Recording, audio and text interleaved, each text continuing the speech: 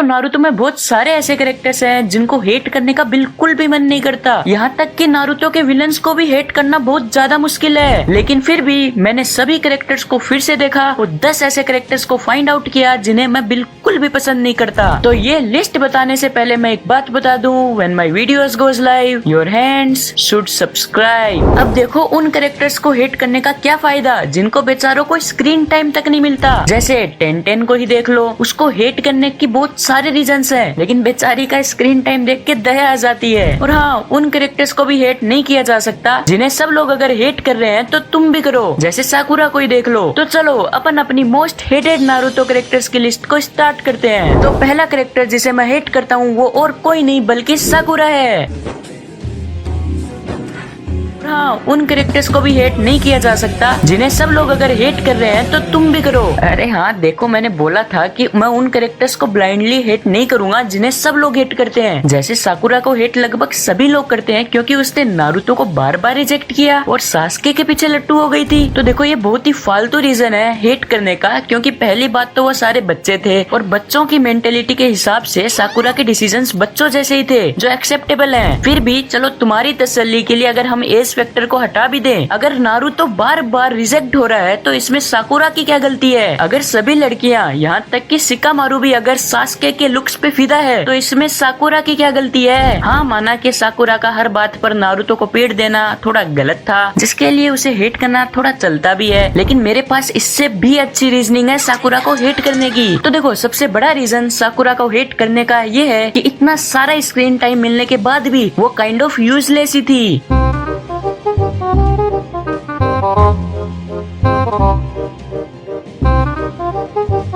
You're annoying. मतलब एक तो पहले से यूजलेस, ऊपर से कॉन्फिडेंस इतना कि नारुतो और सास्के को सरपास कर लूंगी। Lady Tsunade, it looks like I've finally caught up to the two of them.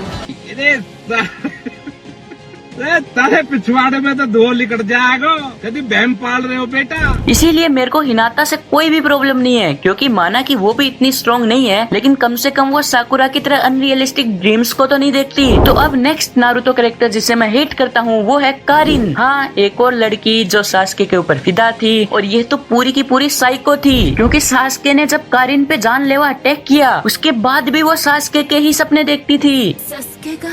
अब ये सास्के को साइको की तरह लाइक करना शायद उजुमाकी क्लैन के खून में ही था। साली चलती फिरती कोकेन है, कोकेन। देखो, कारिन का सास्के को पसंद करना मेरी उसके लिए कोई हेट का कारण नहीं है, क्योंकि किसी को पसंद करना या फिर ना करना खराब नहीं होता। लेकिन कारिन को हेट करने का सबसे बड़ा कारण ये था कि एक तो वो बहुत ही ज्यादा इरिटेटिंग कैरेक्टर थी, और दूसरा उसका कैरेक्टर डेवलपमेंट सिर्फ सास्के को पसंद करने का ही था। इससे ऊपर वो कभी गया ही नहीं। इससे अच्छा तो इनो थी जिसने सास्के को छोड़कर साई किंग पकड़ ली थी।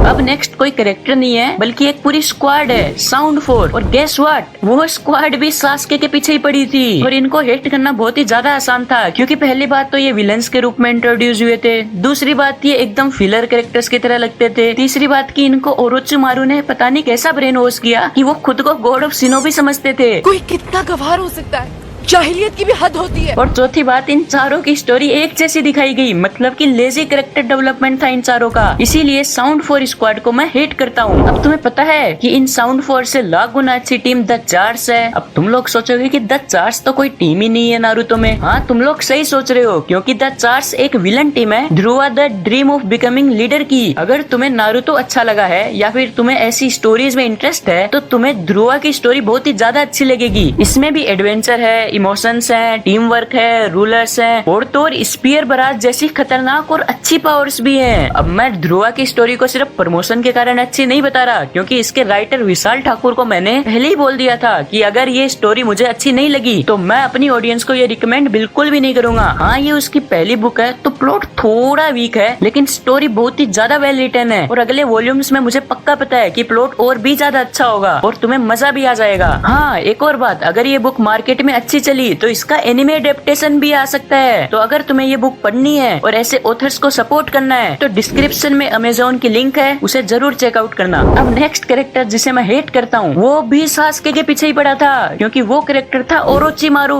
मारो हमको जिंदा मत छोड़ो सालो। देखो, मैं ओरोचिमारू को एज ए विलन हेट नहीं करता, चाहे उसने पावर के लिए विलेज पे अटैक ही क्यों ना करवाया हो, चाहे उसने इंसानों पे ही एक्सपेरिमेंट क्यों ना किए हो। चाहे उसने बच्चों पे ही एक्सपेरिमेंट क्यों ना किया हो।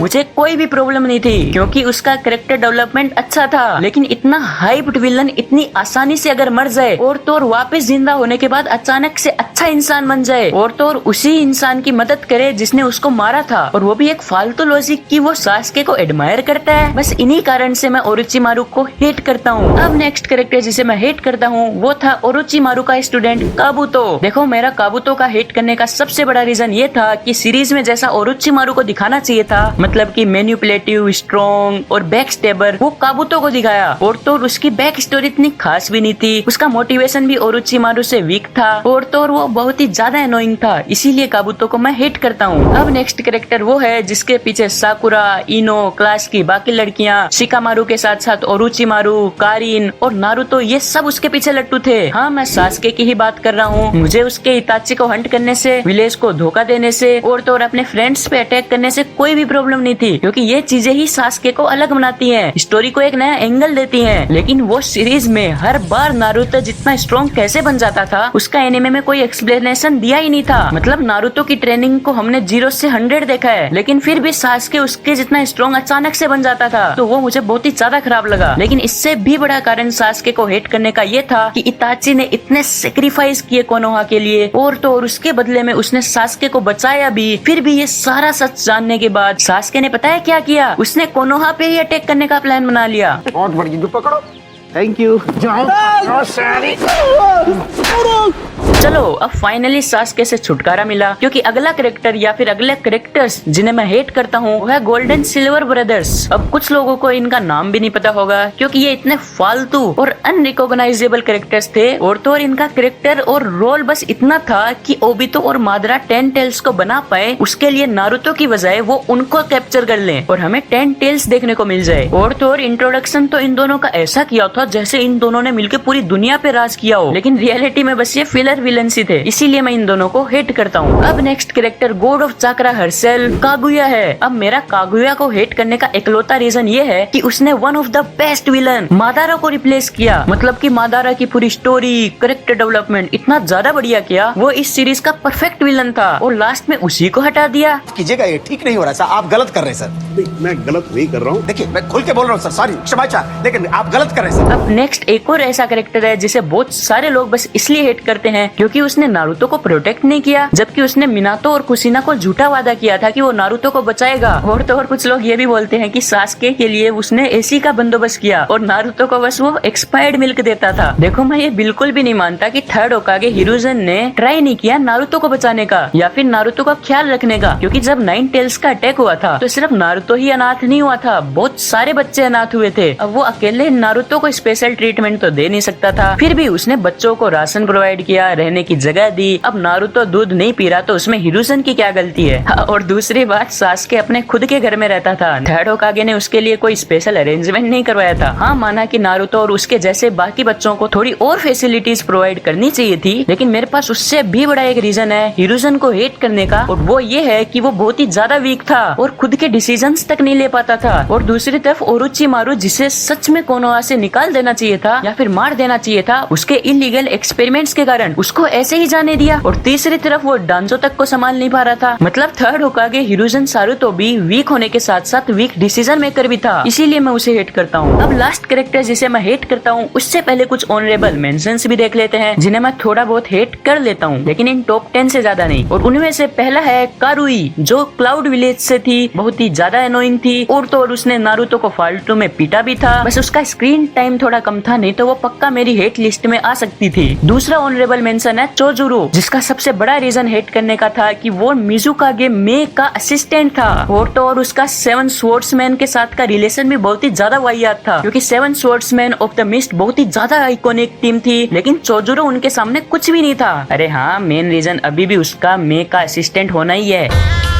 और अब लास्ट ऑनरेबल मेंशन जिससे मैं हेट करता हूँ वो और कोई नहीं बल्कि इस नारुतो सीरीज का मेन प्रोटैगनिस्ट खुद नारुतो है, क्योंकि उसका सास्के की ओर जो अट्रैक्शन था वो भी एकदम जिद्दी बच्चों वाला, वो मुझे बहुत ही ज्यादा खराब लगा। वो तो शुक्र है नारुतो को हेट करने का और कोई भी रीजन नहीं है, और तो और वो बहुत ही अच्छा और आइकॉनिक कैरेक्टर है, इसीलिए वो टॉप 10 की लिस्ट में नहीं है। तो अब फाइनल कैरेक्टर जिसे मैं हेट करता हूँ वो हिरुजुन का बचपन का दोस्त डांजो है। अब इसको हेट करने की लिस्ट सबको पता है कि कैसे उसने आनबू ब्लैक ऑप्स को मैनिपुलेट किया और उचिमारू के साथ इलीगल एक्सपेरिमेंट्स किए। उचिया मैसेकर में भी इसका हाथ था, नाइन टेल्स मतलब कि नारुतो को मारने की प्लानिंग में भी इसका हाथ था। हांजो जिसने याहिको को स्टैब किया था उसे भी मैनिपुलेट डांजो ने ही किया था। और तो और आयरनी तो ये थी कि ये सब कुछ वो कोनोहा को प्रोटेक्ट करने के लिए करता था, और तो और इसे फीचर तो ऐसे करते थे जैसे बहुत ही ज्यादा खतरनाक होगा, लेकिन रियलिटी में ये भी लल्लू लाल निकला। और मुझे पता है ये सब की टॉप 10 की लिस्ट में जरूर होगा। तो यही थे कुछ नमूने नारुतो वर्स से जिन्हें मैं बहुत ही ज्यादा हेट करता हूँ। और हाँ, ये टॉप 10 कोई ऑर्डर में नहीं था, लेकिन फिर भी अब तुम्हें ये लिस्ट कैसी लगी वो मुझे कमेंट्स में जरूर बता देना। और तो और तुम तुम्हारी टॉप 10 लिस्ट भी बता सकते हो, और ऐसी ही और वीडियोस देखने के लिए इन वीडियोस पे क्लिक भी कर सकते हो। आज के लिए